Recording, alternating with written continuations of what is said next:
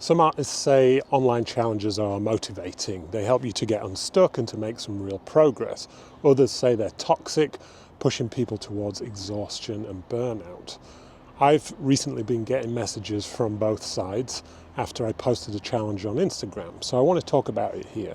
Not as someone who thinks they're the answer to everything, and not as someone who thinks they're a problem, but as someone who's tried lots of them and benefited from some of them. I enjoy personal and professional challenges, whether they're about health and fitness, learning something new, online visibility, or even subtracting negative things from my life. I did 30 minutes of exercise every day for 400 days, and I got plenty of injuries in that time.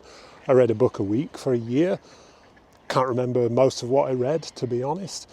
And I've posted a video a week on this channel every week for 2 years, which has been very time consuming. And I've done shorter sprints for things like posting on LinkedIn or Instagram for a month in a row. And I recently failed at quitting TV for a month. I don't judge challenges from the sidelines. I use them occasionally. I struggle with them often and I fail plenty of them, but I do them anyway. In my 20s, I spent most of my time doing nothing, achieving nothing. I was miserable and often depressed because I wasn't living up to my potential.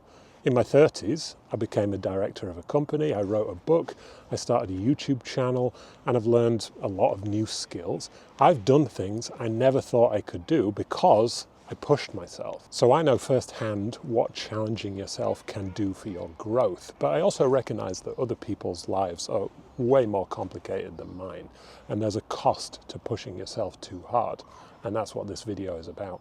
Not whether challenges are good or bad in themselves, but how to tell when they're hurting you or when they're helping you.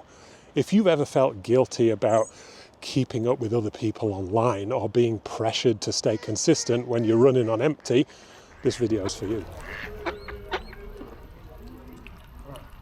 If you follow me on Instagram, you might be thinking I'm part of the problem. I posted a carousel a couple of weeks back about how to turn every illustration you make into 3 social posts, and I encourage people to post 3 times a week for a whole year. It sparked some lively debate in the comments because it is a demanding challenge. That's the point. If it's not demanding, then it's not a challenge. You could interpret that post as, if you don't do this, then you're failing. And I'll hold my hands up because the way I presented it wasn't quite right, and I will take that feedback on board. The last thing I want to do is overload you and make you feel like you're failing. But I feel like I have to strike a balance between making everything feel easy, which doesn't get you anywhere, and also encouraging you to get out of your comfort zone so you can take big leaps forward. So challenges you find online, like mine and plenty of others, are intended to help you move forward, but they are suggestions for different ways you can explore that. And because they are suggestions, you can adapt them to your own circumstances. So it's still challenging, but also realistic if you're working 2 jobs and you've got 3 kids running around. If it gives you a little push and helps you to make progress, you don't need to do it exactly as it was suggested. It's just an idea, so make it your own. And a challenge doesn't mean everyone else is improving faster than you. It means here's a structured path if you want a little push. Some people want that push right now. Others don't have the headspace to deal with more pressure, and I get that. Where it goes wrong is when challenges are treated like mandatory homework, a test of your mettle, or a measure of your self-worth, creative or otherwise. That's when burnout happens. So to be really clear, if you're exhausted or unwell or overwhelmed or creatively drained, you probably shouldn't be taking on a new challenge. It's okay to sit out, it's okay to take care of yourself, it's okay to start, realize it's not for you, and then stop again. And if you do join a challenge, the goal isn't perfection, it's simply to make a bit more progress than you would have otherwise. A challenge is a tool that you can pick up and use when you need it and put down when you don't. On in. Sorry, I hate to ruin your shot. No, it's fine, no rush. Come on, Granville. Granville. It's a nice name. Don't meet many Granvilles. No. So if you're open to a challenge and you want to push yourself, here's what you can get from them. Clarity. A lot of people struggle to make progress, not because they're lazy, but because they don't necessarily know what to do next. A challenge gives you something clear to aim for. You don't have to think, what should I draw today? Should I work on my website or take a Skillshare class or practice my life drawing skills? You don't need to wait to be inspired either. You just follow the plan, and that alone can get you moving again. Think about Inktober. You get a word a day to draw. No more instruction than that, really, but it is enough to get people thinking and drawing, and a lot of people love those kinds of challenges. You also get accountability. Left to our own devices, when nobody's watching, we'll generally do anything except the important thing. I'll speak for myself here, but I'm sure some of you can relate. Watching TV, cleaning the kitchen, scrolling social media, doing some research. When you commit to a challenge, you have a reason to do the important thing, whether that's drawing or emailing clients or working on your portfolio. Even if nobody's watching, you've mentally committed, and that makes you more likely to stick with it. There's also an identity shift that happens when you take on challenges and you complete them. It changes how you see yourself.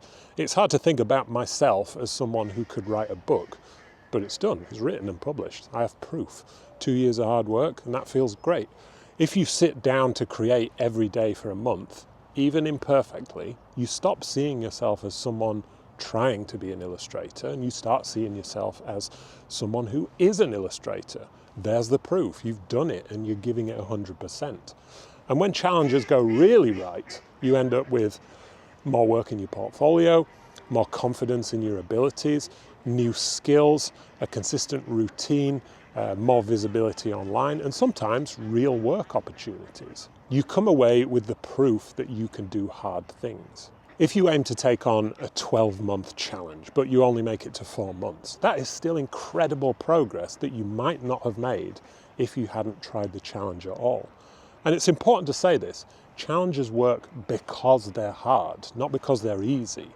But hard shouldn't mean harmful. When a challenge gives you clarity, accountability, and a sense of identity and momentum, that's powerful fuel. But when a challenge becomes something you dread, something you do out of guilt, something that damages your health or drains your joy, it stops being a challenge and it becomes a self-inflicted punishment.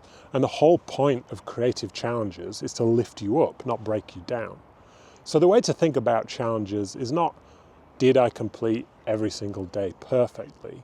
It's, did this challenge help me grow or did it hurt me? When I was doing my 400 days of exercise, I literally did hurt myself on a couple of occasions, but it still helped because I found out what my limits were, and that helps me now and it'll help me in the future. On the days when I was feeling really good and super motivated, I'd do an intense HIIT session or a long run, but if it was raining outside and I just couldn't be bothered, I did a nice easy 30-minute yoga with Adrian and slowed down the pace. So if something is helping you grow, it's working.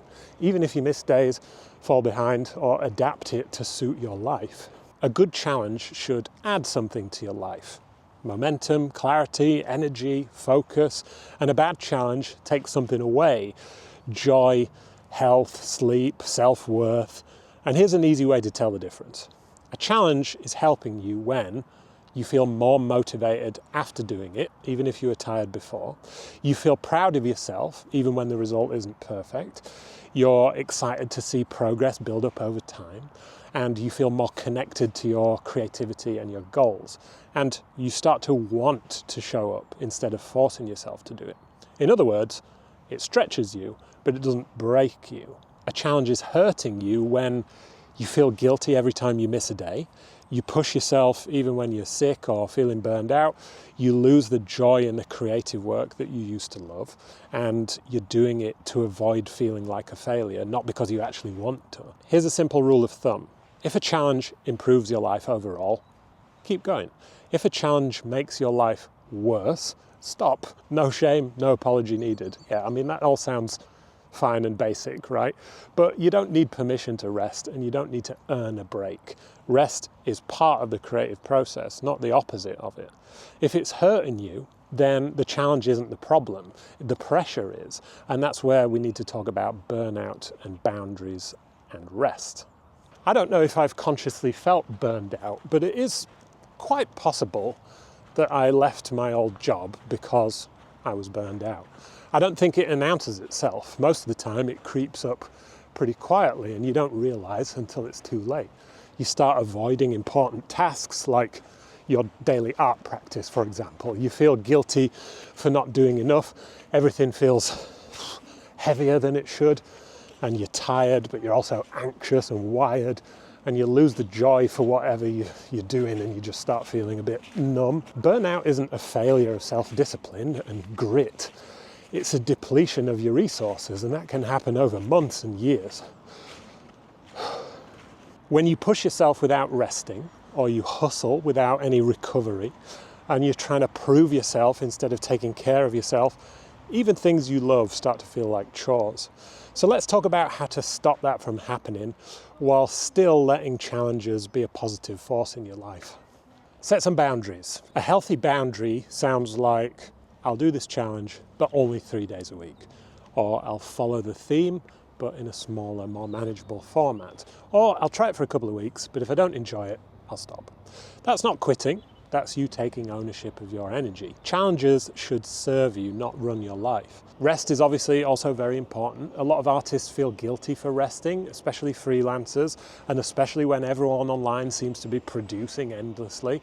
But the truth is, rest creates the conditions for good work. If you push without rest, your creativity starts shrinking. And if you rest deliberately, your creativity starts to expand again. Rest doesn't just mean lying around on the sofa, although it can be, but it can be reading something you enjoy, going for a walk, tidying up your workspace, doing a craft or art activity that doesn't count as work, social time, silence even, and getting more sleep, which is definitely underrated for creativity. Creative rest is the moment that your brain ties those ideas together, and if you deprive yourself of that, you slow down your long-term progress. You've also got to create a sustainable structure for yourself. Any advice you see online is by definition general because it's aimed at a large audience. Unless it's one-to-one, it can't be personalized to your specific circumstances. So you can and should adapt challenges to fit your life. Think of a challenge as scaffolding. It gives you a basic structure to build something around. That doesn't exactly work because scaffolding goes on the outside, but you get the point. A sustainable challenge has a clear goal. I want 6 new portfolio pieces. I want to get back into drawing regularly every day. I want to be visible online again at a realistic pace. A daily habit might work. Weekly might suit you better. Pick the pace that you can sustain. And a safety valve that you decide on. A rule like, if I feel like I'm exhausted, I'll take 1 day off, guilt-free, and just rest. And a finish line, not endless pressure going on indefinitely, but a defined end where you can appreciate how far you've come. When you structure your challenges like this, they energize you. They become momentum, not punishment. So here's my take. Challenges aren't magic.